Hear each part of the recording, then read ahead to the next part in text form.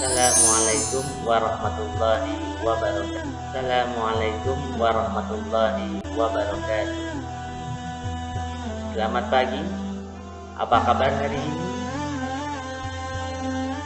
Semoga di pagi hari yang cerah ini anak-anak dalam keadaan sehat, tetap semangat, tetap solid, tetap hebat, ya. Dan semoga anak-anak menjadi orang yang sukses. Amin.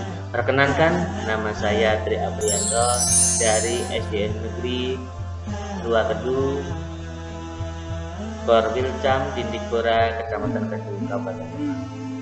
Pada kesempatan ini, saya akan menerangkan kisah keteladanan Nabi Ibrahim alaihissalam dan Nabi Ismail alaihissalam. Tetapi sebelum kita masuk pembelajaran, terlebih dahulu mari kita berdoa dengan baca basmalah dan doa. Bismillahirrahmanirrahim. Rabbi zidni ilman warzuqni fahman. Amin. Ya, semoga dengan diawali doa tadi kegiatan kita dapat berjalan dengan lancar. Dan semoga ilmu yang kita dapat bermanfaat untuk diri kita dan juga bermanfaat untuk orang lain. Ya, langsung saja kita masuk ke materi.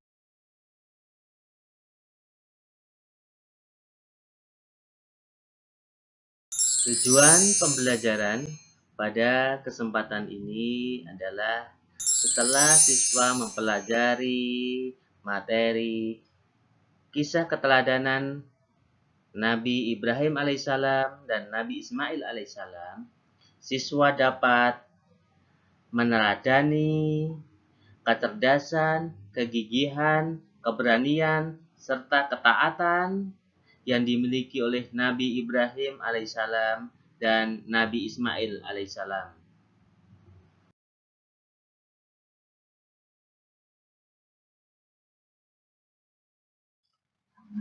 Pokok bahasan yang akan kita pelajari pada kesempatan ini adalah yang pertama tentang anak Nabi Ibrahim alaihissalam. Yang kedua tentang kehidupan Nabi Ibrahim alaihissalam. Dan yang ketiga, Nabi Ibrahim alaihissalam dalam mencari Tuhan yang sebenarnya. Yang keempat, menyaksikan kekuasaan Allah Subhanahu wa taala. Dan yang kelima, tentang dakwah Nabi Ibrahim kepada ayahnya. Yang keenam, Raja Namrud yang zalim. Yang ketujuh, tentang menunjukkan kelemahan patung. Yang kedelapan, akibat dari perbuatan Nabi Ibrahim alaihissalam. Itu pokok bahasan yang akan kita pelajari pada kesempatan ini. Nabi Ibrahim alaihissalam lahir di Babilonia. Ayahnya bernama Azar bin Nahur. Kala itu Babilonia dipimpin oleh seorang raja yang sangat zalim, yaitu Namrud bin Kan'an bin Kus. Babilonia adalah negeri yang kaya, rakyatnya hidup makmur, tetapi mereka tidak mengenal Allah Subhanahu wa taala.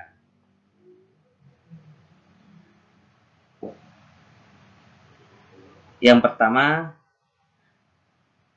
anak Nabi Ibrahim alaihissalam. Nabi Ibrahim alaihissalam memiliki anak yang bernama Ismail dan Ishak. Antara Ismail dan Ishak berbeda ibu, tetapi ayahnya tetap Ibrahim. Ibunda Ismail bernama Hajar dan ibunda Ishak bernama Sarah. Yang kedua tentang kehidupan Nabi Ibrahim. Ibrahim sejak kecil hidup di lingkungan yang penuh kemusyrikan dan kekufuran. Beliau dibesarkan oleh seorang ayah yang tidak seiman dengannya. Ayah Ibrahim ahli dalam memahat patung. Patung-patung ini dijual kepada penduduk Babilonia. Patung-patung itulah yang kemudian dijadikan sesembahan. Yang ketiga tentang Nabi Ibrahim alaihissalam mencari Tuhan yang sebenarnya. Ketika malam telah gelap, Ibrahim menyaksikan sebuah binatang. Dia sempat berpikir bahwa binatang itu Tuhannya, tetapi tatkala binatang itu tenggelam, dia berkata, "Saya tidak suka kepada yang tenggelam." Kemudian tatkala dia melihat bulan terbit, dia berkata, "Inilah Tuhanku." Setelah bulan itu terbenam, dia berkata, "Sungguhnya jika Tuhanku tidak memberi petunjuk kepadaku, pastilah aku termasuk orang yang sesat." Kemudian tatkala ia melihat matahari terbit, dia berkata, "Inilah Tuhanku. Ini yang lebih besar." Tatkala matahari itu terbenam, dia berkata, "Hai kaumku, sesungguhnya aku berlepas diri dari orang yang kamu persekutukan.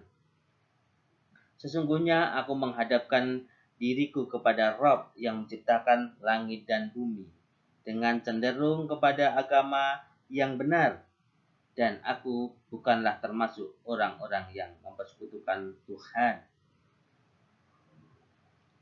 Yang keempat, tentang menyaksikan kekuasaan Allah SWT dalam Al-Quran surah Al-Baqarah ayat 260 dijelaskan bahwa Nabi Ibrahim berdoa kepada Allah SWT memohon supaya diperkenankan melihat kekuasaannya.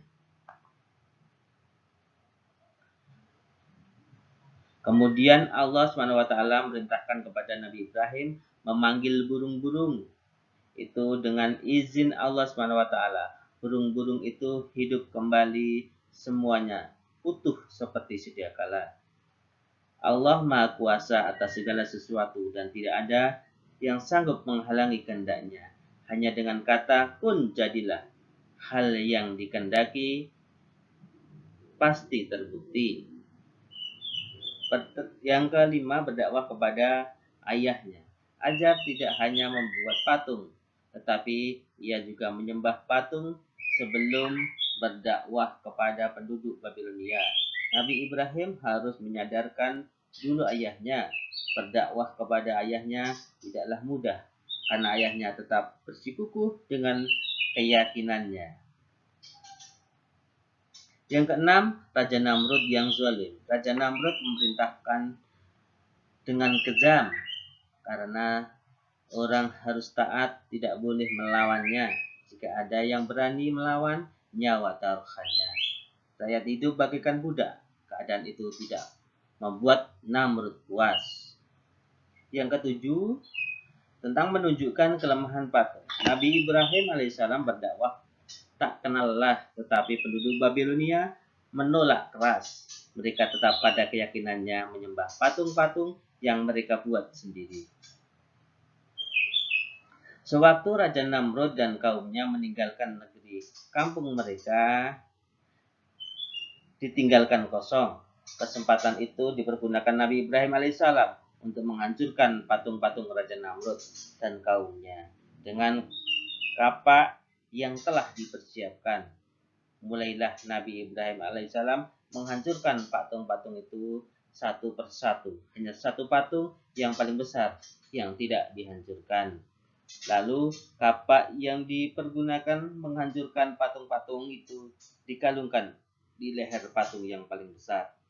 Akibat dari perbuatan Nabi Ibrahim, ketika Raja Namrud dan kaumnya datang ke pusat pemujaan, betapa terkejutnya mereka. Patung-patung sembahan mereka hancur, maka tak pelak lagi Ibrahim yang dituduh. Nabi Ibrahim alaihissalam akhirnya dipanggil dan diadili. Raja Namrud bertanya kepada Nabi Ibrahim, "Apakah kamu yang menghancurkan patung-patung sembahan kami?" "Aku berpikir barangkali berhala besar itulah yang melakukannya. Bukankah kapak yang ada di lehernya yang membuktikan perbuatannya?" kata Ibrahim. "Mana mungkin berhala bisa membuat seperti itu," kata Namrud. "Kalau begitu, mengapa engkau sembah patung yang tidak bisa berbuat apa-apa?" kata Ibrahim.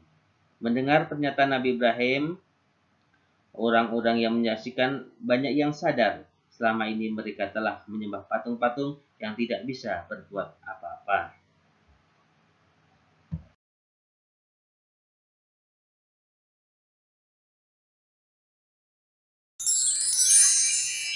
Yang dapat kita teladani dari kisah keteladanan Nabi Ibrahim. Yang pertama, kecerdasan Nabi Ibrahim. Kemudian yang kedua, kegigihan Nabi Ibrahim alaihissalam dalam berdakwah. Yang ketiga, keberanian Nabi Ibrahim dalam melawan kezaliman. Yang keempat, ketaatan Nabi Ibrahim alaihissalam.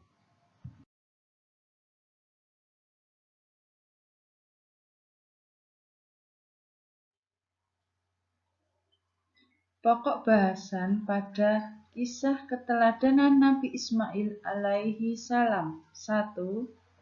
Keluarga Nabi Ismail alaihi salam.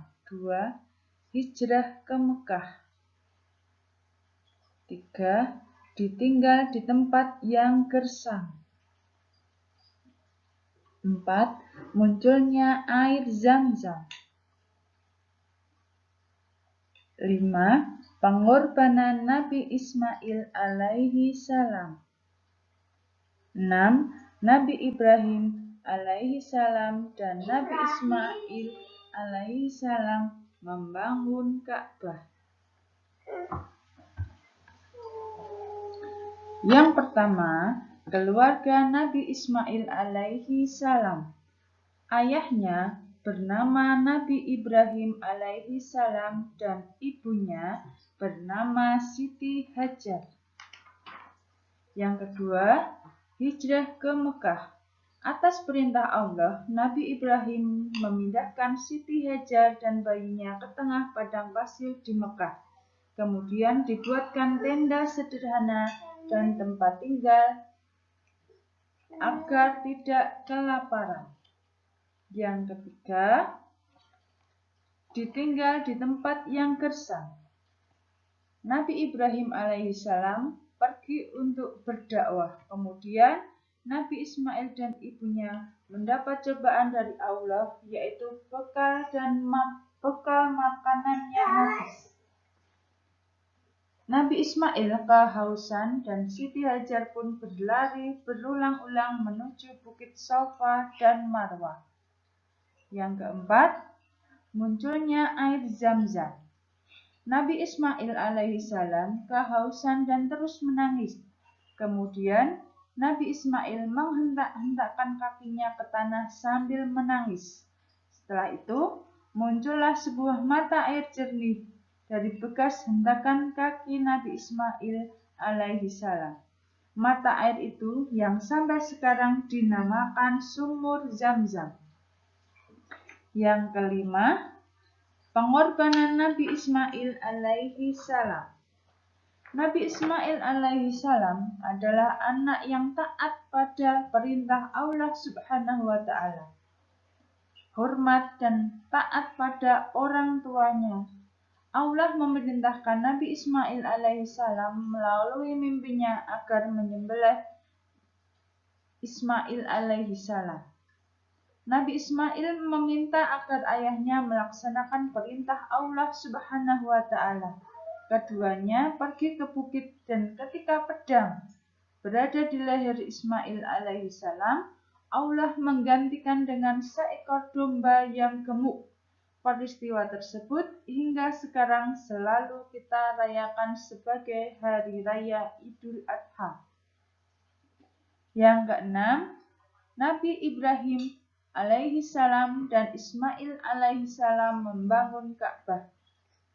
Nabi Ibrahim alaihi salam menerima wahyu untuk membangun Ka'bah di dekat Zam-Zam. Setelah selesai dibangun, Ka'bah dijadikan kiblat umat Islam. Ketika pembangunan Ka'bah, Nabi Ibrahim dan Ismail membawa batu hitam yang mengkilat yang disebut Hajar Aswad. Peristiwa tersebut dijadikan dasar dalam pelaksanaan ibadah haji.